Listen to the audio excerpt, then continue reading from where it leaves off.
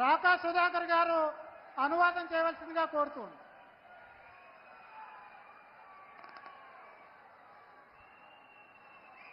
నా ఆంధ్ర కుటుంబ సభ్యులందరికీ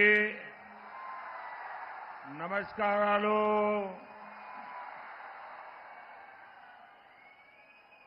राजा महेंद्रवरम वासियों को नमस्कार. मैं गोदावरी मां को प्रणाम करता हूं. इस धरती पर आदि कवि नन्नय्या ने तेलुगु का सबसे पुराना साहित्य रचा था. मैं देख रहा हूं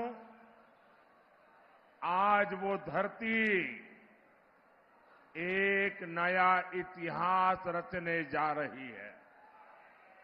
నా ఆంధ్ర కుటుంబ సభ్యులారా, రాజమహేంద్ర వాసులారా, మీ అందరికీ నమస్కారాలు. నేను తల్లి గోదావరికి తల వంచి నమస్కరిస్తున్నాను. ఈ నేల మీదే ఆదికవి నన్నయ్య తెలుగులో తొలి కావ్యాన్ని రచించారు. ఇప్పుడు ఈ నేల నుంచి కొత్త చరిత్ర ప్రారంభమవుతున్నది నాకు స్పష్టంగా కనిపిస్తోంది. साथियों, 13 मई को आप अपने वोट से आंध्र प्रदेश की विकास यात्रा का नया अध्याय शुरू करेंगे. लोकसभा चुनाव में तो एनडीए रिकॉर्ड बनाएगी ही. आंध्र विधानसभा में भी अगले 5 साल के लिए एनडीए सरकार तय हो जाएगी. ये विकसित आंध्र प्रदेश, विकसित भारत की तरफ बहुत बड़ा कदम होगा.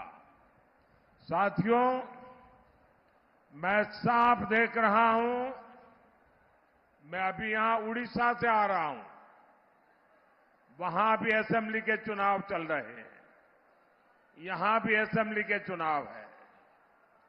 इस समय देश में जितने भी विधानसभा के चुनाव चल रहे हैं, सब में एनडीए की सरकार बनेगी.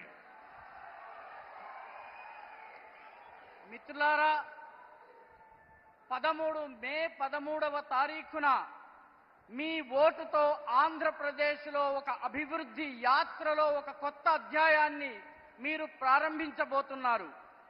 లోకసభ ఎన్నికల్లో ఎన్డీఏ విజయం సాధించి తీరుతుంది. కానీ దానితో పాటు ఆంధ్రప్రదేశ్ విధానసభలో రానున్న 5 సంవత్సరాలు ఎన్డీఏ ప్రభుత్వం ఉండబోతోంది.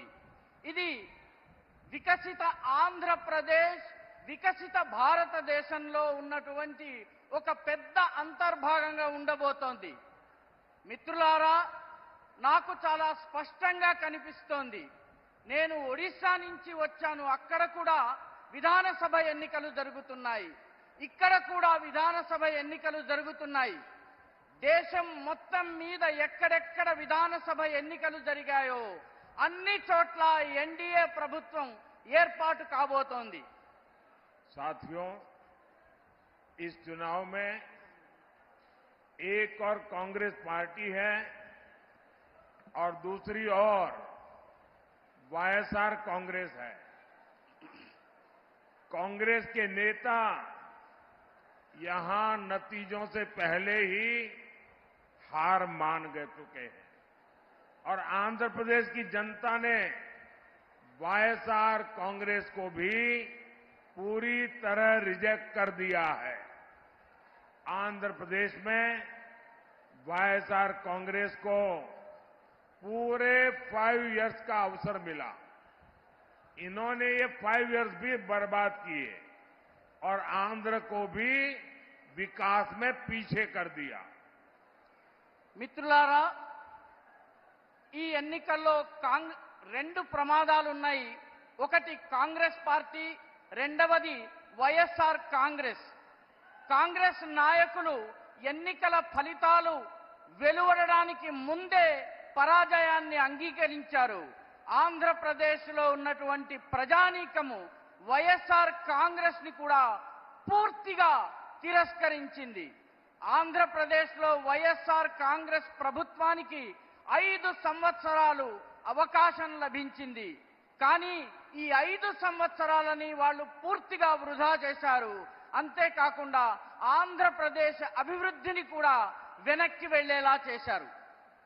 साथियों, जब चंद्रबाबू जी की सरकार थी तभी राज्य विकास के टॉप पर था, लेकिन वाईएसआर कांग्रेस ने यहां विकास की गाड़ी को पटरी से उतार दिया।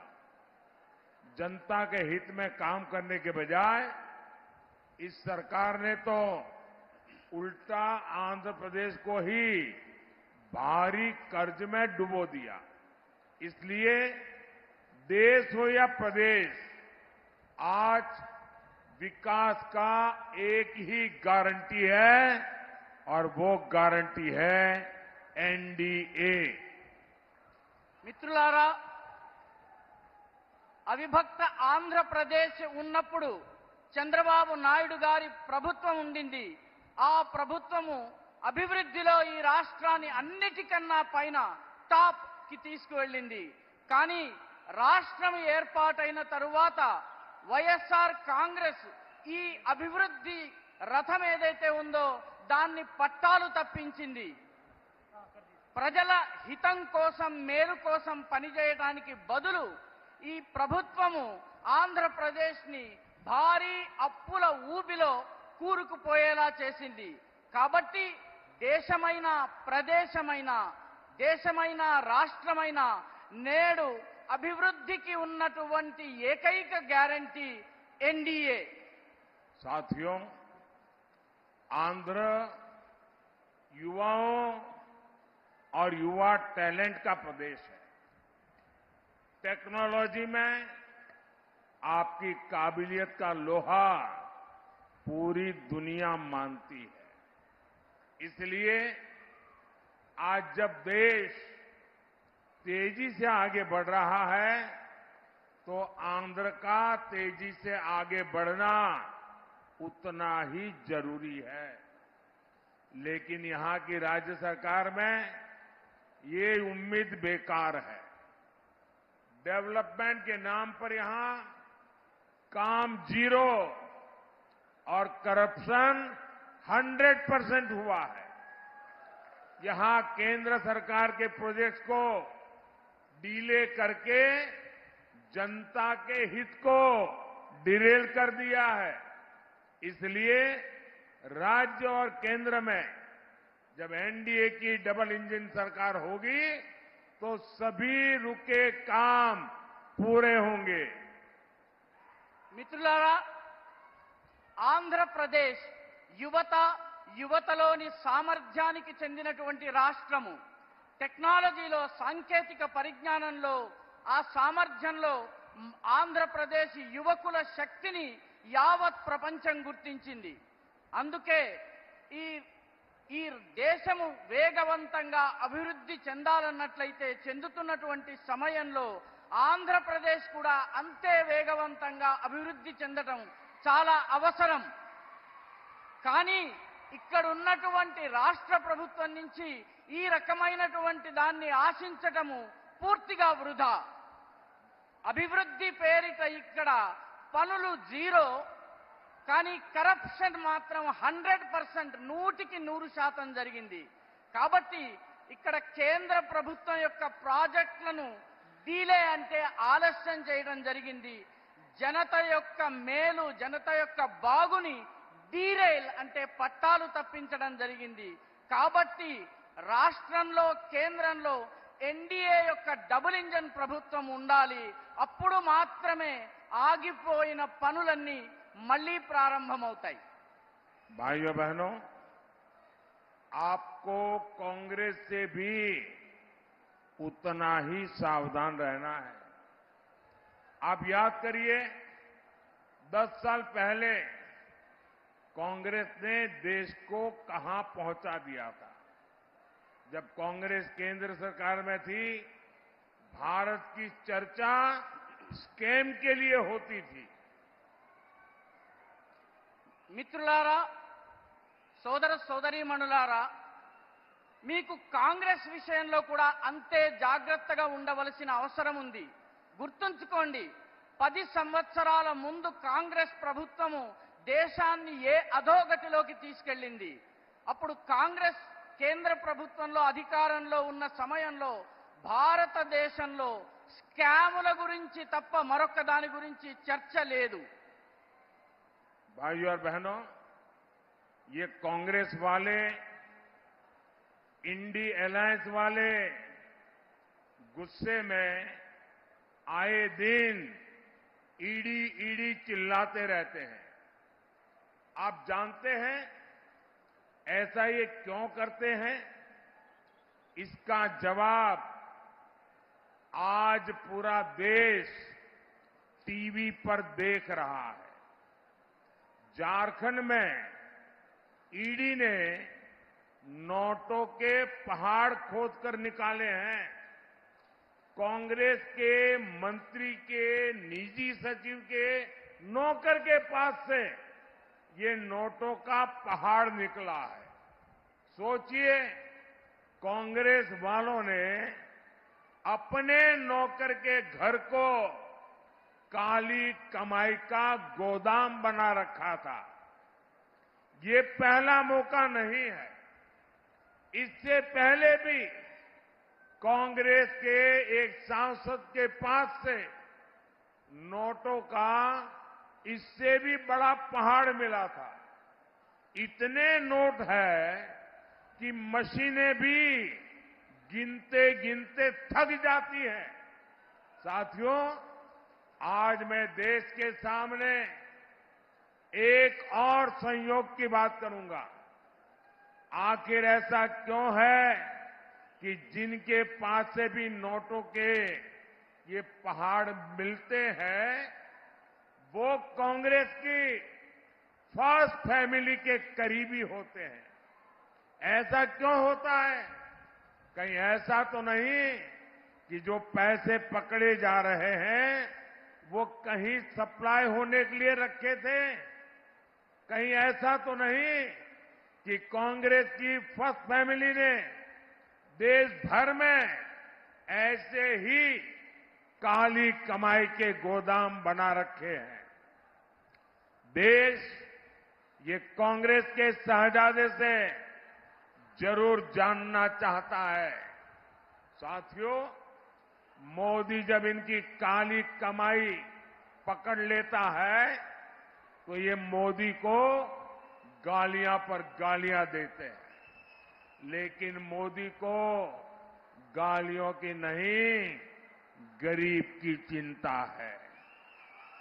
उस गरीब की जिसका पैसा इन भ्रष्टाचारियों ने लूटा है। इसलिए मोदी कानूनी सलाह ले रहा है। अभी तो ईडी ने ही सिर्फ 1.25 लाख करोड़ रुपए की संपत्ति अटैच की है। अगर पूरा मिलाकर देखेंगे तो कई लाख करोड़ रुपए जब्त हुए हैं। मैं कानूनी राय ले रहा हूं कि जिनको लूटा है उनको वापस पैसे कैसे लौटाया जा सकता है। पहले भी मोदी ऐसे ही 17,000 करोड़ रुपए उसके हकदारों को लौटा चुका है। किसी गरीब का हक नहीं मारा जाएगा, ये मोदी की गारंटी है। సోదర సోదరీమణులారా, ఈ కాంగ్రెస్ నాయకులు, అదేవిధంగా ఇండి అలయన్స్ నాయకులు ప్రతిరోజు కోపంతో ఈడీ పైన ఎందుకు ఈడీ ఈడీ అని అరుస్తూ ఉంటారు. మీకు తెలుసా ఇలా ఎందుకు జరుగుతుందో? ఎందుకంటే దీని జవాబు ఈరోజు మొత్తం దేశము టీవీలో చూస్తోంది. ఏం జరిగింది? జార్ఖండ్లో ఈడీ ఒక డబ్బుల కొండని, నోట్ల కొండని తవ్వి వెలికి తీసింది. కాంగ్రెస్ యొక్క మంత్రి యొక్క సెక్రటరీ గారి ఇంట్లో పనిచేసే నౌకరి ఇంట్లో డబ్బుల కొండ లభించింది. ఒక్కసారి ఆలోచించండి. కాంగ్రెస్ వాళ్ళు తమ ఇంట్లో కూడాను తమ నల్లధనపు ఆదాయాన్ని దాచిపెట్టే గోదాంలు తయారు చేస్తున్నారు. ఇలా జరగడం మొదటిసారి కాదు. ఇంతకు ముందు కూడా కాంగ్రెస్ కి సంబంధించిన ఒక ఎంపీ దగ్గర ఇదే రకంగా డబ్బులకు సంబంధించిన పెద్ద కొండ లభించింది. కొండంత కరెన్సీ లభించింది. ఎంత డబ్బు లభించిందంటే నోట్ల మెషిన్తో లెక్కించినా కూడాను ఆ నోట్ల మెషిన్లు పనిచేయనటువంటి పరిస్థితి, అవి అలిసిపోయినటువంటి పరిస్థితి. మిత్రులారా, ఈరోజు దేశం ముందు మరొక్క విషయాన్ని నేను ఉంచదలుచుకున్నాను. ఎందుకు కేవలం కాంగ్రెస్ పార్టీ వాళ్లకు చెందిన వాళ్ళ ఇంట్లోనే ఈ నోట్ల కొండలు, ఈ కట్ల పాములు లభిస్తున్నాయి? ఎందుకు వీళ్ళందరి దగ్గర ఈ రకమైనటువంటి ధనం లభిస్తోంది?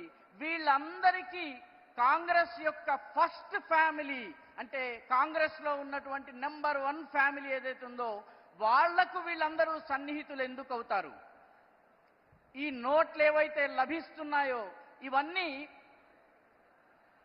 ఏదైనా సప్లై చేయడం కోసం దాచారా? ఒక సప్లై లైన్లో భాగంగా, లేదా ఇవన్నీ కూడాను ఫస్ట్ ఫ్యామిలీకి చెందినటువంటి తొలి కుటుంబానికి సంబంధించిన నోట్లు దాచే వ్యవస్థ. కాబట్టి ఆలోచించవలసిన విషయం ఏంటంటే, కాంగ్రెస్ యొక్క రాకుమారుడు ఎవరైతే ఉన్నారో ఆయన దగ్గర నుంచి ఈ జాతి జవాబును ఆశిస్తోంది. మిత్రులారా, దేశంలో మోదీ ఇటువంటి నల్ల ఆదాయం ఏదైతే ఉందో దీనిని పట్టుకోగానే వీళ్ళందరూ కూడాను మోదీని తిట్టుతూ ఉంటారు, విమర్శిస్తూ ఉంటారు, శాపనార్థాలు పెడుతూ ఉంటారు. కాబట్టి లేకిన్ మోదీ తిట్లతో భయపడేటటువంటి వ్యక్తి కాదు. ఆయన పేదల గురించి పనిచేసేటటువంటి వ్యక్తి. అందుకే మోదీ ఒక కొత్త చట్టాన్ని తీసుకొచ్చేందుకు న్యాయ నిపుణులతో చర్చిస్తున్నారు. ఈడీ కేవలము 1,25 కోట్ల రూపాయల సంపదను మాత్రమే అటాచ్ చేసింది. కానీ ఇవన్నీ కలుపుకుంటే లక్షలాది కోట్ల రూపాయలు ఉన్నాయి. కాబట్టి న్యాయ నిపుణుల సలహా తీసుకుని తద్వారా ఎవరైతే దోచుకున్నారో వారి దగ్గర నుంచి డబ్బులు ఎలా తిరిగి తీసుకుని రావాలి అన్నది నేను ఆలోచన చేస్తున్నాను. గతంలో కూడా తీసుకొచ్చిన తరువాత పేదలకు ఎలా ఇవ్వవచ్చును? గతంలో కూడా మోదీ 17,000 కోట్ల రూపాయలను నిజమైన హక్కుదారులకు పంపించారు. గరీబ్ పేదలకు చెందినటువంటి వాళ్ళ హక్కు ఏదైతే ఉందో దాన్ని ఎవరూ లాక్కోవడానికి వీల్లేదు. ఇది నరేంద్ర మోదీ యొక్క గ్యారంటీ. आज Bharat reform, perform and transform के मंत्र पर चलते हुए तेज गति से विकास कर रहा है। आपके एक सही वोट ने समस्याओं को संभावनाओं में बदल दिया है। आज पूरी दुनिया भारत को लेकर पॉजिटिव है। ऐसे में आंध्र प्रदेश के लोगों को भी कांग्रेस और वाईएसआर कांग्रेस की नेगेटिविटी से दूर रहना है, बीजेपी एनडीए के साथ जुड़ना है।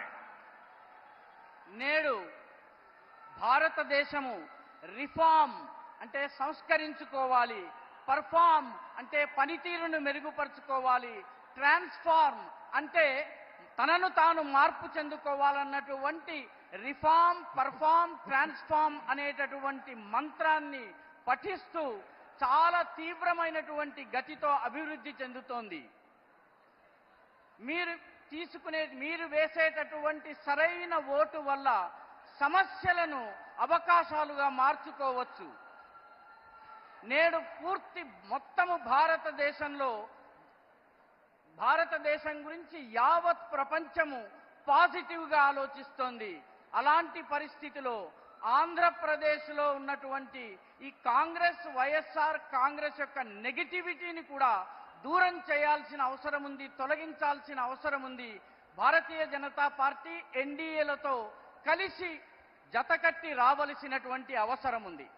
साथियों, ये लोग शराबबंदी का वादा करके सरकार में आए थे, लेकिन आज राज्य सरकार ही शराब की डीलिंग और भ्रष्टाचार करने में लगी है। यहां शराब का बड़ा सिंडिकेट चल रहा है और कहने वाले कहते हैं कि आज आंध्र सरकार सैंड माफिया और शराब माफिया ही चला रहे हैं। वाईएसआर कांग्रेस सरकार में भ्रष्टाचार फुल स्पीड में है, लेकिन विकास कार्यों पर ब्रेक लगा हुआ है। మిత్రులారా, ఈ ప్రభుత్వం మద్యపాన నిషేధాన్ని అమలు చేస్తామని చెప్పి అధికారంలోకి వచ్చింది. కానీ ఇప్పుడు రాష్ట్ర ప్రభుత్వమే మద్యం యొక్క లావాదేవీలు చేస్తోంది, వ్యాపారం చేస్తోంది, అదేవిధంగా అవినీతికి పాల్పడుతోంది. ఇక్కడ మద్యానికి సంబంధించినటువంటి ఒక పెద్ద సిండికేట్ నడుస్తోంది. చెప్పే కొందరి కథనం ప్రకారము నేడు ఆంధ్రప్రదేశ్ ప్రభుత్వంలో మద్యం మాఫియా, ఇసుక మాఫియాల రాజ్యమే నడుస్తోంది. వైఎస్ఆర్ కాంగ్రెస్ ప్రభుత్వము ఈ ప్రభుత్వంలో అవినీతి ఫుల్ స్పీడ్ లో ఉంది, కానీ అభివృద్ధికి బ్రేక్ పడింది. साथियों, आपको याद होगा वाईएसआर कांग्रेस ने आंध्र प्रदेश में 3 राजधानी बनाने की बात कही थी, लेकिन इतने वर्षों में ये एक राजधानी भी नहीं बना पाए। 3 राजधानियों के नाम पर ये लोग बड़ी लूट के चक्कर में थे, लेकिन उसके पहले ही सरकार का खजाना खाली कर दिया है। ये लोग सिर्फ करप्शन मैनेज कर सकते हैं, फाइनेंशियल मैनेजमेंट वाईएसआर कांग्रेस के बस की बात नहीं है। మిత్రులారా, మీకు గుర్తుండే ఉంటుంది, వైఎస్ఆర్ కాంగ్రెస్ ప్రభుత్వము ఆంధ్రప్రదేశ్లో 3 రాజధానులను ఇస్తామని చెప్పింది. కానీ ఇన్నేళ్లలో ఒక్క రాజధానిని కూడా ఇవ్వలేకపోయింది. 3 రాజధానుల పేరిట చాలా భారీ ఎత్తున లూటీ చేయాలన్నటువంటి ప్రయత్నంలో ఉండింది. కానీ అంతలోపలే ఈ ప్రభుత్వం యొక్క ఖజానా పూర్తిగా ఖాళీ అయిపోయింది. వీళ్ళు కేవలము అవినీతిని మాత్రమే మేనేజ్ చేయగలరు, కరప్షన్ని మాత్రమే మేనేజ్ చేయగలరు.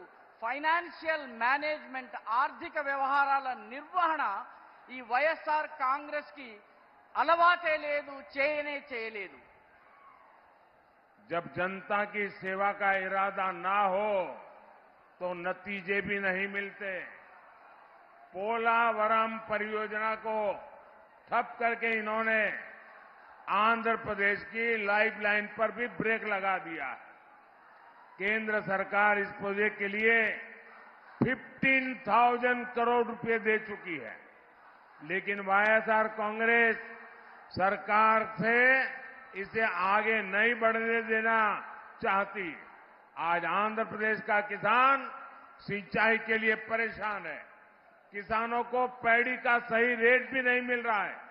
मैं आपको विश्वास दिलाता हूं, 4 जून के बाद आंध्र प्रदेश में एनडीए सरकार ऐसी सभी समस्याओं को दूर करेगी।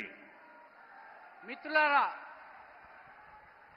ప్రజలకు సేవ చేయాలన్నటువంటి కోరిక లేనటువంటి ప్రభుత్వం ఉంటే ఇలాంటి దుష్ఫలితాలే వస్తాయి. పోలవరం ప్రాజెక్టుని పూర్తిగా నిలిపివేసి ఆంధ్రప్రదేశ్ యొక్క జీవనాడిని బ్రేక్ వేసి ఆపివేయడం జరిగింది. కేంద్ర ప్రభుత్వం ఈ ప్రాజెక్టు కోసము 15,000 కోట్ల రూపాయలు ఇచ్చింది. కానీ వైఎస్ఆర్ ప్రభుత్వము దీనిని ముందుకు తీసుకువెళ్లదలుచుకోలేదు. నేడు ఆంధ్రప్రదేశ్లోని రైతులు నీటిపారుదల కోసం, సాగునీరు కోసం ఇబ్బందుల పాలవుతున్నారు. రైతులకు వరి ధాన్యం యొక్క సరైనటువంటి ధర కూడా లభించటం లేదు. నేను మీకు నమ్మకం ఇస్తున్నాను, భరోసా ఇస్తున్నాను, విశ్వాసాన్ని ఇస్తున్నాను.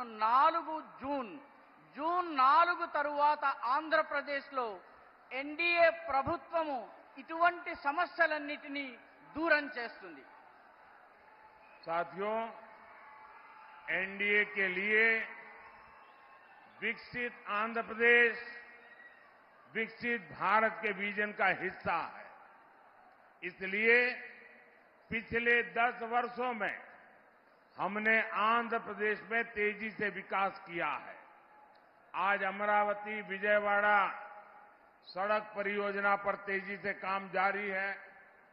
आंध्र प्रदेश को हैदराबाद से जोड़ने वाली सड़क बनाई जा रही है। दिल्ली मुंबई इंडस्ट्रियल कॉरिडोर की तरह यहां भी विशाखापट्टनम चेन्नई इंडस्ट्रियल कॉरिडोर में कई प्रोजेक्ट पर काम चल रहा है। మిత్రులారా, ఎన్డీఏ ప్రభుత్వము, ఎన్డీఏ దృష్టిలో వికసిత ఆంధ్రప్రదేశ్, వికసిత భారత్ అనేటటువంటి స్వప్నంలో అంతర్భాగము. అందుకే గత 10 సంవత్సరాల్లో ఆంధ్రప్రదేశ్లో చాలా వేగవంతంగా అభివృద్ధిని తీసుకొచ్చే పనిని చేశాము. నేడు అమరావతి విజయవాడ రోడ్డు ప్రాజెక్టును చాలా వేగంగా పనిచేస్తూ ముందుకు తీసుకెళ్తున్నాము. ఆంధ్రప్రదేశ్ నుంచి హైదరాబాద్ని కనెక్ట్ చేసేటటువంటి, జోడించేటటువంటి దారులను నిర్మాణం చేస్తున్నాము. ఢిల్లీ ముంబై ఇండస్ట్రియల్ కారిడార్ లాగానే విశాఖపట్నం చెన్నై ఇండస్ట్రియల్ కారిడార్ అనేటటువంటి దానికి సంబంధించిన అనేక ప్రాజెక్టుల పైన నేడు పని కొనసాగుతోంది. साथियों, चेन्नई से कोलकाता हाईवे हो, राजमुंद्री एयरपोर्ट हो, विशाखापट्टनम में नया साउथ कोस्ट रेलवे जोन हो, विकास के प्रोजेक्ट इस क्षेत्र की तस्वीर बदलेंगे। यहां नेशनल हाईवे का काम पूरा होने से फिशिंग हार्बर और काकीनाडा पोर्ट तक कनेक्टिविटी आसान हो जाएगी। इससे सी फूड का कारोबार बढ़ेगा और मछुआरों को फायदा होगा। మిత్రులారా, చెన్నై నుంచి కలకత్తా హైవే కావచ్చు, రాజమహేంద్రి ఎయిర్పోర్ట్ కావచ్చు, విశాఖపట్నంలో కొత్త సౌత్ కోస్ట్ రైల్వే జోన్ కావచ్చు, అభివృద్ధికి సంబంధించిన ఈ ప్రాజెక్టులన్నీ ఆంధ్రప్రదేశ్ ఈ ప్రాంతం యొక్క స్వరూపాన్ని పూర్తిగా మార్చేస్తాయి. ఇక్కడ నేషనల్ హైవే పని పూర్తయితే ఫిషింగ్ హార్బర్ కాకినాడ పోర్ట్ వరకు కనెక్టివిటీ వస్తుంది. సులభతరంగా ప్రజలు తమ సరుకును తీసుకువెళ్లగలరు. దీని ద్వారా ఈ సీ ఫుడ్ ఏదైతే ఉందో దానికి సంబంధించిన వ్యాపారం పెరుగుతుంది. మత్స్యకారులకు చాలా పెద్ద ఎత్తున లాభం కలుగుతుంది. साथियों, आंध्र प्रदेश विकास और विरासत की धरती है।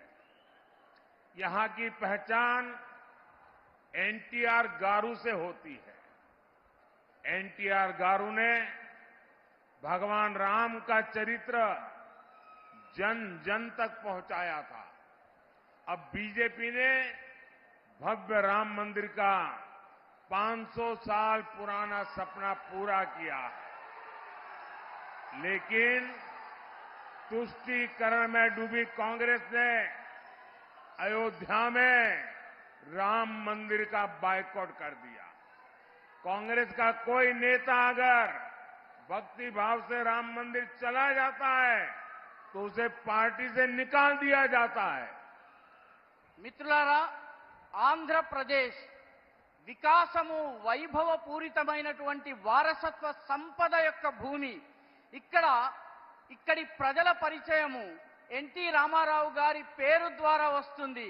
ఎన్టీ రామారావు గారు భగవాన్ శ్రీరామచంద్రుని యొక్క పాత్రను పదే పదే ధరించి ప్రతి ఒక్క ప్రజల హృదయాల దాకా తీసుకువెళ్లారు. నేడు భారతీయ జనతా పార్టీ ఒక భవ్య రామ మందిరాన్ని నిర్మాణం చేసి 500 సంవత్సరాల స్వప్నాన్ని పూర్తి చేసింది. కానీ కాంగ్రెస్ బుజ్జగింపు రాజకీయాలలో కూరుకుపోయి అయోధ్యలోని రామ మందిర్ యొక్క ప్రాణ ప్రతిష్టను బాయ్కాట్ చేసింది, బహిష్కరించింది. కాంగ్రెస్ యొక్క నేత ఒకరైన రామభక్తితో రామ మందిరం దగ్గరికి వస్తే వారిని పార్టీ నుంచి తొలగించి వేయడం జరుగుతోంది.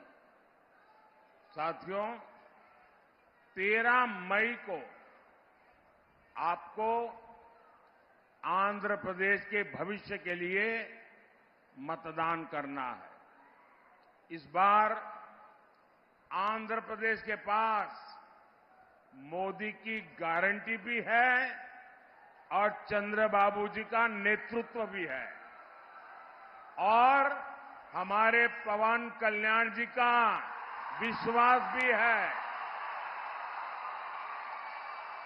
मेरा आप सभी से अनुरोध है, राजमंड्री से श्रीमती डी पुरेंद्रेश्वरी जी, नरसापुरम से श्री भूपति राजू श्रीनिवास वर्मा जी, काकीनाडा से श्री टी उदय श्रीनिवास जी, अमलापुरम से श्री जी हरीश मधुर जी, इन सभी को भारी बहुमत से विजयी बनाए।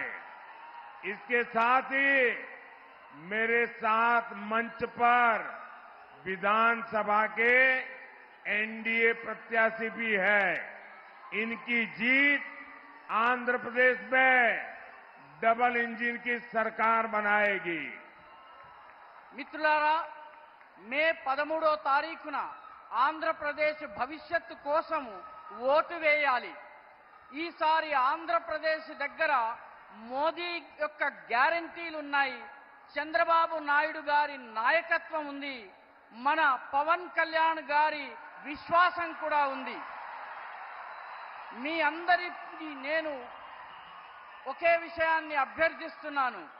రాజమహేంద్రవరం నుంచి శ్రీమతి డి పురంధరేశ్వరి గారిని, నరసాపురం నుంచి శ్రీ భూపతిరాజు శ్రీనివాస్ వర్మ గారికి, కాకినాడ నుంచి తంగెళ్ల ఉదయ్ శ్రీనివాస్ జీ గారిని, ఏలూరు నుంచి పుట్టా మహేష్ యాదవ్ గారిని, అమలాపురం నుంచి గంటి హరీష్ మాధుర్ గారిని గెలిపించాలని కోరుతున్నాను. వీరికి చాలా భారీ మెజారిటీతో విజయాన్ని చేకూర్చాలని కోరుతున్నాను. వీరితో పాటు నాపై ఈ వేదిక మీద విధానసభలో ఎన్డీఏ అభ్యర్థులు కూడా ఉన్నారు. వారిని కూడా గెలిపించి ఆంధ్రప్రదేశ్లో డబుల్ ఇంజన్ ప్రభుత్వాన్ని ఏర్పాటు చేద్దాం. मेरा एक और आग्रह है, यहां से जाकर ज्यादा से ज्यादा परिवारों में जाना, ज्यादा से ज्यादा लोगों को मिलना और उनको कहिएगा कि मोदी जी राजमंड्री आए थे और मोदी जी ने आपको प्रणाम कहा है, मेरा प्रणाम जरूर पहुंचा दीजिए। నేను ఇంకొక విషయాన్ని మీ ముందు ఉంచదలుచుకున్నాను. ఇక్కడి నుంచి వెళ్ళిన తర్వాత మీరు ఎక్కువ కుటుంబాల దగ్గరికి వెళ్ళండి, అందరినీ కలవండి, వాళ్ళందరికీ మోదీ గారు రాజమహేంద్రవరానికి రాజమండ్రికి వచ్చారని చెప్పండి. మోదీ గారి తరఫున వాళ్ళందరికీ నమస్కారాన్ని తెలియజేయండి. मेरे साथ बोलिए, भारत माता की, भारत माता की, भारत माता की। बहुत बहुत धन्यवाद।